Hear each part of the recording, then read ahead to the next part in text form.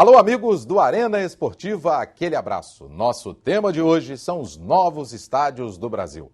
Para tratar do assunto, temos a presença do deputado Paulo Ramos, do PSOL. Deputado, obrigado pela sua presença. Obrigado.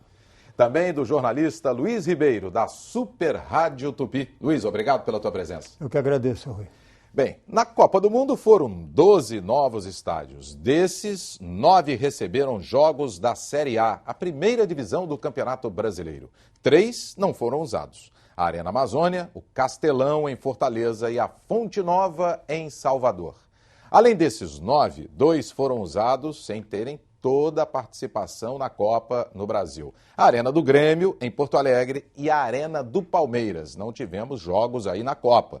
Com isso, foram 11 novos estádios. Deputado, eu vou passar essa bola para o Luiz Ribeiro, porque ele apresenta aos domingos o programa Bola em Jogo na Super Rádio Tupi, um programa de debate já consagrado, e a gente toca sempre muito nesse tema, além de Copa, dos acontecimentos que acontecem no futebol ou do esporte de um modo geral. E recentemente, a gente tocou nesse assunto dos novos estádios também da Copa do Mundo. Luiz, eu queria começar contigo para depois a gente ouvir o deputado Paulo Ramos, que é esportista, torcedor do Botafogo, acompanha futebol, gosta do esporte. Os novos estádios, Luiz Ribeiro, qual é a tua opinião em relação a isso? Eu acho que os novos estádios, eles provaram uma tese antiga. O povo gosta do que é bom. E você tem que oferecer o que é melhor. E aí vale para estádio de futebol, vale para teatro. Essa história de que o povo não gosta de coisa boa é um equívoco. Agora, por que o povo vai ao estádio no conceito de arena? Porque tem conforto, está próximo do jogo, tem segurança. Tudo isso que no modelo antigo era sonegado, era retirado do povo. Ele pode, com uma câmera de celular, filmar o seu ídolo. Tem jogador que vai ali perto do estádio, mas basicamente é que ele entra, é bem atendido e depois sai com a família com tranquilidade. Então, me parece que esses são os componentes. Agora, você podia avançar um pouco na discussão, criar dentro das arenas espaços populares. Não é pegar o ingresso que eles aplicam um preço único para todo mundo, que aí você tira uma parcela da população dos estádios. E para encerrar essa primeira abordagem, Rui, queria dizer que a ocupação dos estádios, que é o grande X da questão, é pagar pelo estádio. Com a prática do futebol, você tem que ter um time bom, competitivo, para botar em média 40 a 45 mil espectadores por partida. É o que acontece com as grandes equipes como o Barcelona, Real Madrid e tantos outros. É isso mesmo, deputado. O Luiz tocou num ponto fundamental. O povo gosta de conforto das coisas novas e que são confiáveis. Ele citou não só os estádios, né, que hoje são tratados de arena, porque são multiuso. Além do futebol, você pode ter um voleibol ali no gramado do Maracanã, você pode ter um show, né, você pode ter uma festa de casamento, como já aconteceu e tudo mais. É isso. O senhor entende também dessa forma? Bom, o Luiz Ribeiro me fez lembrar o Joãozinho 30, né? E disse que o povo gosta de luxo, quem gosta de miséria é intelectual. Claro que foi uma figuração desse grande carnavalesco que foi o nosso Joãozinho 30. Mas a reação que existiu e que ainda existe em relação aos estádios foi o custo. E também o fato de ter havido a construção de estádios que depois não teriam, não mobilizariam parcela dos torcedores. Vê o Mané Garrincha, no Distrito Federal. Arena Amazônia, lá em Tem Manaus. servido até para ser ocupado por secretarias lá do Distrito Federal. Quer dizer, o governador do Distrito Federal está ocupando o estádio com órgãos públicos, no sentido de, pelo menos, fazer alguma economia. Eu vejo, eu sou um observador, eu sou aqui coadjuvante dele nas entrevistas.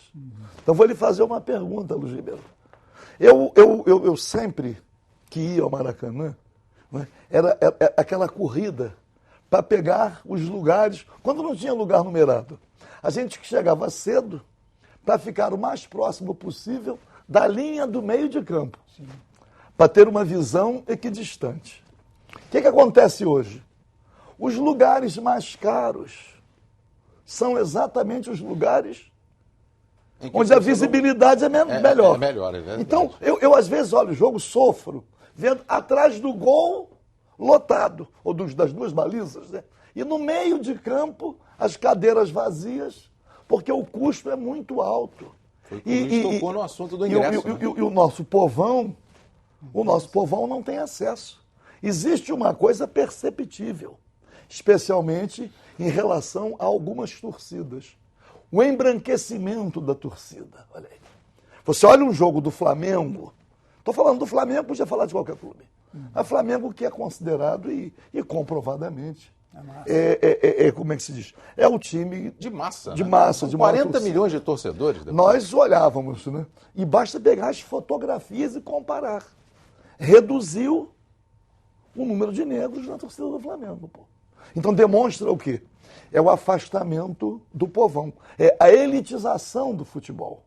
E se o futebol é o maior fator da mobilização nacional, a construção desses estádios e o preço dos ingressos representa uma exclusão. Aí eu te pergunto, Luiz Ribeiro, nesse tema que o deputado Paulo Ramos levantou e que você também citou no teu comentário, o preço dos ingressos, há que se fazer realmente pensar no valor do preço do ingresso para que seja acessível a toda parcela da população e não só, conforme disse o deputado Paulo Ramos, que tem acontecido? Eu não diria toda parcela, porque o futebol é uma prática econômica que está sujeita às regras do mercado, não há como fugir disso. Mas vou me fazer aqui valer do carnaval. Como é que era o carnaval antes? Havia uma preocupação somente... Havia uma desorganização muito grande no carnaval, o desfile era para terminar às 5 horas da manhã, terminava meio-dia. Entrou uma liga para administrar o carnaval. Mas vamos pegar, não pela mudança do gerente, do gestor, apenas como filosofia de prática de mercado. Você tem as arquibancadas populares e tem as arquibancadas mais caras, porque você tem que cobrar também mais caro. No futebol a mesma coisa, respeitando a identidade dos clubes. Por exemplo, no campo do Grêmio, aquele espaço popular onde a torcida desce, copiando aquele modelo argentino, foi preservado. O Internacional chamavam a geral de Coreia, foi preservado. O Maracanã também tem que voltar um pouco no passado para atender isso que o deputado fala corretamente, deputado Paulo, em relação a dar condições da volta do torcedor, daquele ex-geraldino. Nesse sentido, é criar espaços para um ingresso mais popular, que não se perca. Porque é uma coisa que não tem mais ponto cego nos estádios. Todos que estão no estádio assistem bem a partida. É verdade. Diferente do campo do América Mineiro, onde joga o Atlético Mineiro. Isso. Lá é cheio de ponto cego. O estádio Independência foi reformado, mas tem pontos cegos. Tem pontos cegos. Não é o caso do Maracanã nem das arenas. Eles trabalharam nesse sentido. Então, o ingresso mais barato num determinado local do campo seria uma boa medida de compensar para poder pagar o custo do estádio, que é elevadíssimo. Mas já é, não, praticamente já é assim. Os lugares atrás do gol, o preço do ingresso é menor do que nas cadeiras no meio de campo. Pô. Mas aquele ingresso que fica na parte de cima, ele é mais caro do que o ingresso de baixo. Eu digo o seguinte... Tem essa distinção.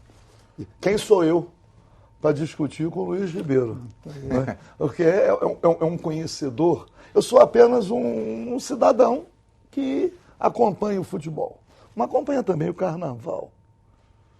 Aconteceu com o futebol praticamente o mesmo que aconteceu com o carnaval, que é transformar o futebol, ou transformar o carnaval, num espetáculo que se distancia daquilo que é a realidade social. Na escola de samba, aquele samba enredo do Império Serrano, Super Escola de Samba S.A., Super alegoria, escondendo gente bamba, que covardia. No futebol, o custo do futebol passou a ser muito alto. Jogadores, eu me lembro, eu conheci um diretor do Vasco, e era diretor da área financeira. Ele dizia assim, às vezes um jogadorzinho que lá que se ganha 100 mil reais por mês. Então, fica difícil ter uma folha de pagamentos. Por quê? A elitização. Quer dizer, o sentido da profissionalização e a busca do lucro. Pô. E isto afasta, naturalmente, as pessoas que não têm renda. Eu tive a felicidade aqui na Assembleia, só para dizer isso, que a gente tem que fazer propaganda também da atuação.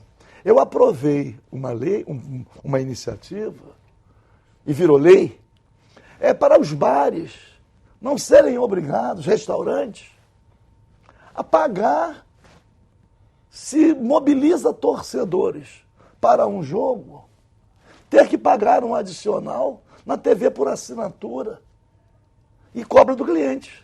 Acaba que imagina o Alzirão. O Alzirão. Então, a lei proíbe a cobrança.